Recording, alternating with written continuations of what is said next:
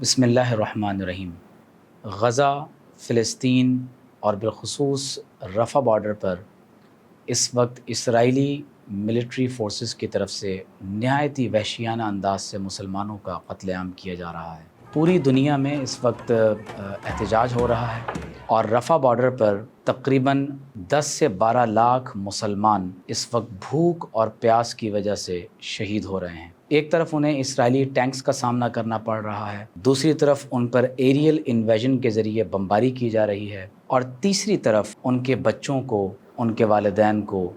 ان کے سامنے زندہ جلایا جا رہا ہے۔ حال ہی میں اسرائیلی فوجوں کی طرف سے جس انداز سے مختلف ہاسپٹلز کو نشانہ بنایا گیا، تو یہ بات یقینی ہے کہ یہ مکمل طور پر ایک جینوسائیڈل وائلنس کے منصوبے کے ساتھ مسلمانوں کا قتل عام کیا جا رہا ہے۔ غزہ میں بہت ساری اجتماعی خبریں دریافت ہو رہی ہیں جن میں سینکڑوں کی تعداد میں چھوٹے مسلمان بچے، بوڑھے، جوان، عورتیں، ان کی لاشیں برآمد ہو رہی ہیں۔ حال ہی میں مسجد الصحابہ کو نشانہ بنایا گیا اور مسجد کو مکمل طور پر جلانے کے ساتھ نعوذ باللہ من ذالک قرآن مجید کی بہت سخت انداز سے توہین کا ارتکاب کیا گیا۔ غور کیجئے کہ قرآن مجید کے اوراق نعوذ باللہ من ذالک مسجد میں جلے ہوئے زمین پر ہیں اور ان کی توہین کی گئی، اور نہ جانے وہ نمازی جو اس مسجد میں نماز کو ادا کر رہے تھے وہ بھی مسجد کے اس ملبے کے ساتھ راکھ کا ڈھیر بن گئے۔ ایک ایسے وقت میں جب فلسطین کی جنگ ایک نہایت ہی حساس مرحلے میں داخل ہو گئی ہے، یروشلم یعنی مغربی کنارے میں بھی باقاعدہ مسلمانوں کا قتل عام کیا جا رہا ہے، اور باضابطہ طور پر اسرائیلی آفیشلز کی طرف سے یہ کہا جا رہا ہے کہ جس طرح غزہ میں مسلمانوں کا قتل عام کیا گیا، اب یروشلم اور فلسطین میں بھی مسلمانوں کا قتل عام کیا جائے گا۔ میں بالخصوص پاکستان کے علماء سے گزارش کروں گا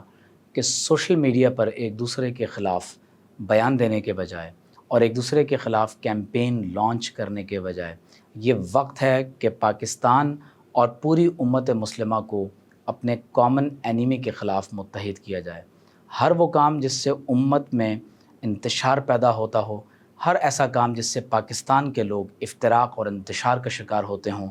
ایسے تمام تر کاموں اور باتوں سے اوائڈ کیجئے۔ یہ وقت امت میں اتحاد قائم کرنے کا ہے، نہ یہ کہ ہم ایک دوسرے کے خلاف اپنے وسائل، اپنے وقت اور اپنی کاوشوں کو صرف کرتے رہیں۔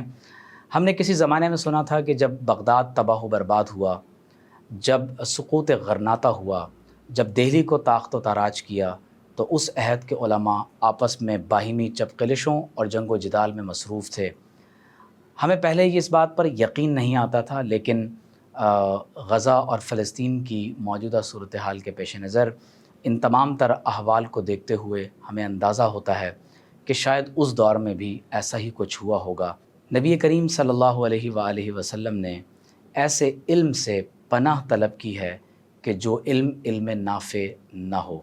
کوشش کیجئے کہ ہمارے علم سے دوسروں کو نفع پہنچے، ہم اپنے اس علم کو دوسروں کو نقصان پہنچانے کا باعث نہ بنائیں۔ یہ وقت ہے کہ اسلامی معاشرت کی حفاظت کی جائے، اسلامی عقائد کا دفاع کیا جائے، اور بالخصوص اپنے فیملیز کے ایمان کی حفاظت کریں۔